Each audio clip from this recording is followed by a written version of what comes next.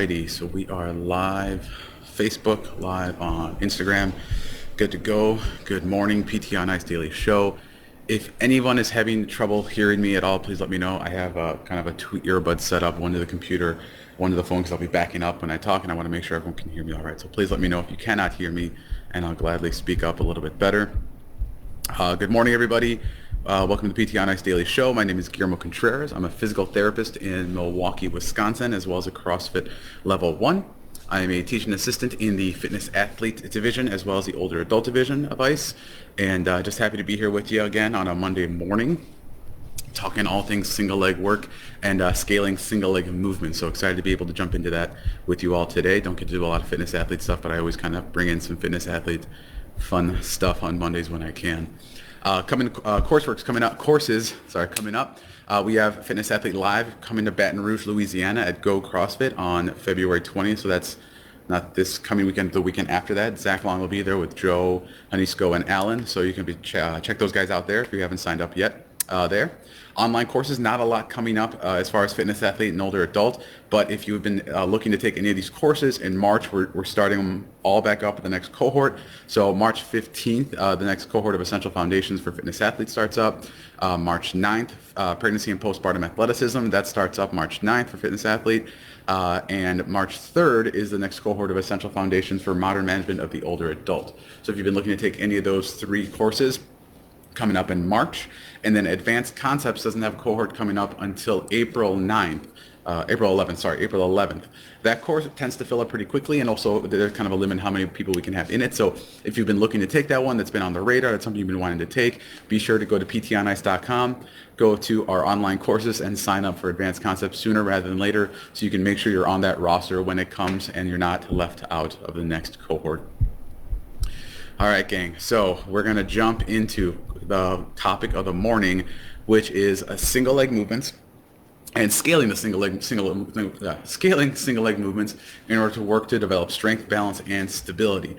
Right now, you'll see behind me, I'm in my basement. So this is our basement gym right now. In Wisconsin, there's like 10 inches of snow outside, so we're not in the garage because it's cold and I don't like cold barbells. So we move into the basement for this. You might hear the furnace kick on. If you hear that kind of rumbling, that's what that is. But anyway, we're talking about single leg movements here. So why do we train single leg movements? And it's also worth noting here that there's going to be a lot of demonstration in this morning's PT on Ice. So if you're listening on the podcast, you're going to probably lose a lot of the goodness of it. So I would jump on to Facebook, Instagram, or to YouTube later on. Check out the video so you can see these movements demonstrated, and you can have a better idea of kind of what I'm doing and what I'm working through. So why do we work single leg work? Why do we work focused on single leg movement? Why is it important to jump into single leg movement? If we're talking about the fitness athlete population, we want to ensure that we're not seeing any notable or significant imbalance as far as right to left lower extremity strength. So I'm going to speak specifically to the legs today. With CrossFit in general, or any type of barbell fitness modality, whether it be Olympic weightlifting or powerlifting, you're going to see a lot of bilateral movement. It's going to be the squat, it's going to be the deadlift, even your Olympic lifts, your cleans, your snatches, you're going to see a lot of those. Not to say there isn't single leg movements. We still have lunges, walking lunges, step ups, things of that nature that are going to allow us to work single leg movement. But typically what we see, whether it be in those fast metcons or the higher strength building type stuff, we're going to see more of the bilateral movement for strength, and we're going to see unilateral movement. So in there, it's really important that we look at unilateral movement to ensure there isn't a big strength imbalance right to left, as well as making sure that we're just getting a little bit of frequency, initiating some movements into those different planes than just a strict sagittal plane when we're working with these athletes. What about our general population, though? Our older adults, our young athletes, our middle-aged, work comp people? Where can these come in, right? If you're working with someone with unilateral knee or hip pain, they just have left knee pain, not right knee pain. Can we incorporate some single leg movements there? Are we looking for someone who is unable to perform really heavy movements? So someone you're trying to load them up, they're trying to get them to do something heavy, but that leg is just so sensitive they can't do much of any load with it. Can we unilaterally load the opposite leg, the contralateral leg, to still get some benefit systemically, as well possibly even some strength gains neurologically by just training the contralateral limb? Or can they tolerate a smaller, lighter load using some single leg work? So can we incorporate more stability where they cannot load as much, but you can still train those principles and get them stronger in a way that allows you to still challenge them without wrecking them, I guess, with a lot of intensity or a lot of load.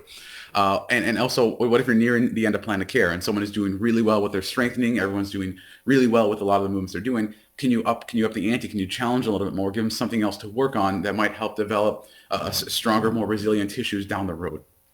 And lastly, it's always important because you want to add a little bit of a balanced challenge, especially when we're looking at our older adults. Is there a way we can incorporate some sort of single leg movement, single leg training to ensure that we're also hitting a little bit on those neuromuscular challenges that are going to give them a little bit more of a balance effect and get them working towards that single leg movement, gait, everything that we're kind of trying to achieve with them. So with that said, let's jump into the action. Let's go into this demo work. I'm going to tilt the camera down here so you can get a good look of everything. We're here, good. And hopefully, ideally, again, you can kind of hear me pretty well. I'm trying to speak as clearly as I can from far away. But let's just start with the squat, right? So ways we can scale the squat. Obviously, the squat we know is a bilateral movement. And not sure why that did that, but my phone turned off. So hopefully that doesn't happen again. All right, so the squat, we're looking at the bilateral movement. We want to scale it back into unilateral movements. One of the fastest, easiest ways that I tend to do this in the clinic with an individual is just doing something called an offset squat. So here I have my makeshift, whatever, cheap Eric's pad. We throw that on the ground. Can we elevate one leg just up enough so that challenge comes in by shifting the weight over to the contralateral limb? So for example, if the left leg is the one I'm trying to focus on, if I put my foot up on this Eric's pad, I'll right away, as soon as I kind of have my weight down on it, I already have a little more loading on my left leg. Then if we do something like elevated surface squats or a box squat or a bench squat, when I go down, I'm going to have more weight on that left leg. So this is a really easy scaling movement if you're just trying to progress someone to those single leg movements. That's one way you can do it, by using something that's going to shift it over. So I'm not sure why this keeps doing that, but I'm just going to do this and then hope that it doesn't keep turning off. I'm not sure why it keeps doing that, but hopefully it doesn't happen again. Not sure why, but again, keep that there. Hopefully you guys can still see me okay. All right, so the other option we have here is looking at a single leg squat to box. So this is probably a little bit higher up. So if we now take away this and now we're going to do a true single leg movement, right? Can we focus on just the eccentric portion? Can we have someone on one leg, foot forward, sit down, go to that box, stand up using both legs, go down, stand up, right? Can we use that eccentric portion? Can have them control the descent as they're sitting down onto a box or a bench or just anything like that? You can even have them hold on to something. Do you have suspension trainers like a TRX or a set of rings? They can hold on to something like that, work that single leg movement on the way down, use both legs to get back up, eventually moving on to being able to use both legs to sit down and stand up out of that box or off that step that they're sitting down to, okay? Another one I really enjoy is the kickstand squat. So again, these are somewhat in order, but not too much. I'm going to try and talk about the progressions a little bit. But the kickstand squat is basically a lunge, and it's a lunge that you can progress to make it harder and harder to increase the demands of stability. So we know the standard lunge. It's also, don't forget the lunge. Lunges are really good one, right? Just a static lunge here. I'm going here, I'm going down, and I'm coming back up. The kickstand squat is different in that that foot is no longer out. You're not intentionally trying to keep that leg out and maintain a more even distribution. You're intentionally bringing that back foot in quite a bit more in order to increase the amount of loading you're putting on that front leg. So again, here, my left leg is the one working, my right leg is the one supporting, but it's still putting much more load through here because I have that nice base of support, that full foot on the ground, and it's basically just my tiptoe of the ball of my foot on the ground here. So here, just bring it in side by side. You can go down, you can come back up, and again, if you do these on your own, you're going to find you're going to need a little more ankle mobility, a little more kind of flexibility in your hips as well, but it's a really nice challenge to kind of be able to push yourself from that static far out lunge, narrowing that base of support more and more and more, and increasing that balance demand. This is a nice scaling option for someone if you have an athlete who's trying to do pistol squats and they can't quite get it. It's also a really nice scaling option to work on getting them down into that really nice low squat with a single leg. Next, we have a slider lunge. And unfortunately, down here, I don't really have a surface to kind of do it on, but a slider lunge is something where now you're taking that kickstand lunge or kickstand squat you were doing before, where you have that nice static position, you have something you have your foot down on the ground on, you can kind of support yourself there, and you're creating an unstable surface for that rear leg. So now, as I'm sliding down, I have my foot, let's say if it's on carpeting or turf, you have your foot on a furniture mover or one of those like like actual like sliders that people use for exercise. If you're on hardwood or tiling, you can use like a washcloth or a towel or something soft like that. But something's going to slide easily on a surface, and then as I go down, my foot slides back, and then my foot slides forward. By having that unstable surface underneath that rear leg, we are increasing the stability demands on that front leg or the anterior leg, right? So as I'm sliding back, if I try and put a lot of weight on that back leg, it's just going to slide out even further. So it puts a lot more emphasis on making sure that I'm putting my weight through my front leg, I'm driving down, and then driving back up. If you want to increase challenge with that one or increase depth, just have them put their foot up on an elevated surface, on a 2-inch box or a 4-inch bumper plate or a 2-inch bumper plate, right, like a 45 or a 25, something like that. So now they're working more on that depth as they're getting down to that really deep range of motion there. The last scaling option, right, if we're trying to move our way up the chain to like just a strict single leg squat, is your rear foot elevated or your Bulgarian split squat. So here I have a bench. You can also use a box. You can use something a little bit lower like a plyo box. But all I do is I kick my foot back up on top of that box. And now this is different from a standard lunge because now rather than having the foot down on the ground, where again you have that just everything's underneath you, this is behind you a little bit more. If I were to push with my back leg to help myself more, it's really going to send me forward a little bit and take me off balance. So it forces me to put a little bit more weight through that front leg. I have almost like a nice stretch in the back, and this can be a 2-for-1, right? So you're working strength on that anterior leg and almost like a flexibility or mobility option on the rear leg, on the leg that's up on the bench. Okay? That is our squats. So lots of options there. Please kind of go through that. Go over it again. If you have questions, throw it in the comments. I'll be happy to answer them later for you. But those are our squats. And now we're going to look at our deadlift, right? So the deadlift, that hinge dominant movement, right? The squat is a squat movement. The deadlift, we're looking at a hinging movement. How can we scale that versus going straight into like, okay, can you bounce on one leg, go down and back up? How do I typically transition people from that? I'm going to start typically with a staggered stance deadlift. So what that's going to look like, it is I like using my left leg for some reason, but if my left leg is the one that I'm going to be working, I'm going to have that one slightly forward, okay? So think of getting into that tandem stance, right? So you have a lot of patients who maybe do a tandem stance hold. Okay, balance here for 30 seconds. Great, you got that? All right, moving on, let's go find something else. What if we use that same tandem stance and increase the challenge and the demand of it by making them do a loaded movement where they're going to be training the posterior chain, the hamstring, the glutes, low back, mid back, everything like that by doing a staggered stance deadlift. So if that left foot is forward, my right foot is back, I'm not too concerned with this one here, right? I typically let people bend their knee as much as they want on that back leg, and that front leg, I want it to kind of stay stiff. So I don't want the knee locked out and jammed into hyperextension, but I also don't want them to just kind of squat down as they go. And we're going to do that same hip hinge. So same principles apply as the deadlift. I'm going to sit my hips back, kind of like I'm shutting a car door or I'm reaching back for a chair, anything like that, or something's coming here, right? My hips go back from this point here. Again, most of the work is being done through this leg. In the front, I'm feeling that stretch in that hamstring, and I'm coming back up. You can load this up with kettlebells, you can load it up with dumbbells, you can do a heavy band, but it's a really nice way to start to load single leg unilateral work without the demands of being completely off the ground with one foot. So try that out because it's still going to be a challenge because now you're going to that narrower tandem stance position. That's going to just be a more challenging position for balance versus that nice wide base of support you're going to see in a standard deadlift. Next, we have the wall press deadlift.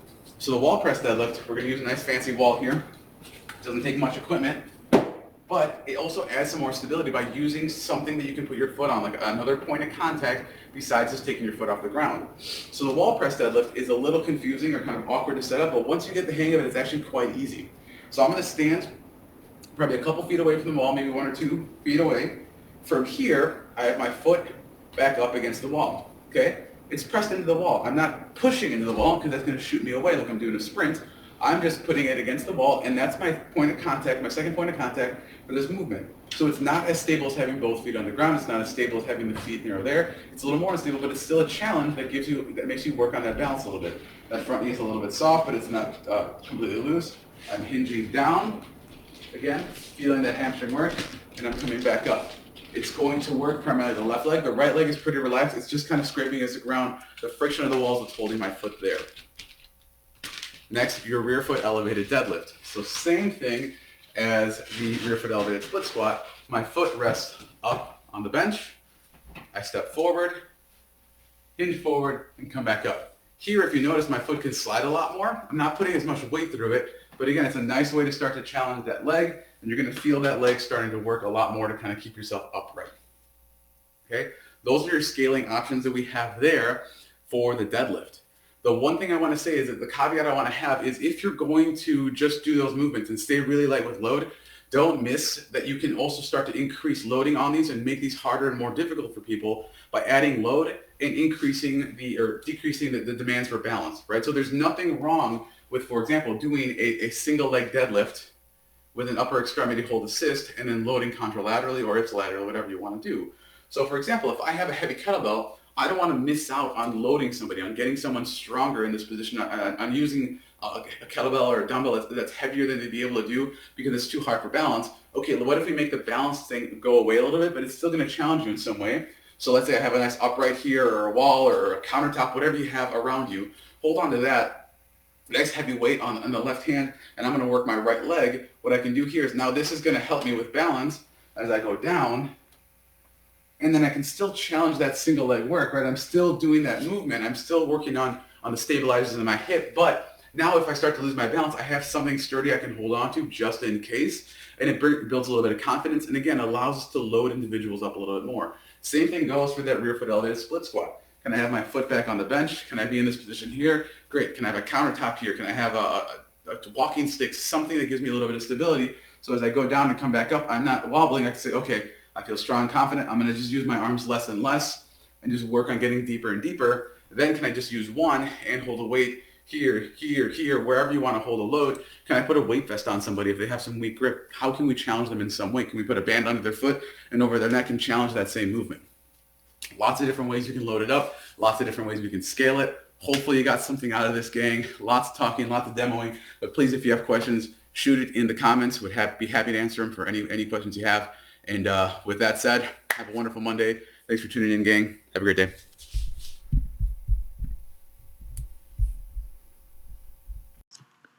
Hey, thanks for tuning in to the PT on Ice Daily Show. If you enjoyed this content, head on over to iTunes and leave us a review. And be sure to check us out on Facebook and Instagram at the Institute of Clinical Excellence. If you're interested in getting plugged into more ICE content on a weekly basis while earning CEUs from home, check out our virtual ICE online mentorship program at ptonice.com.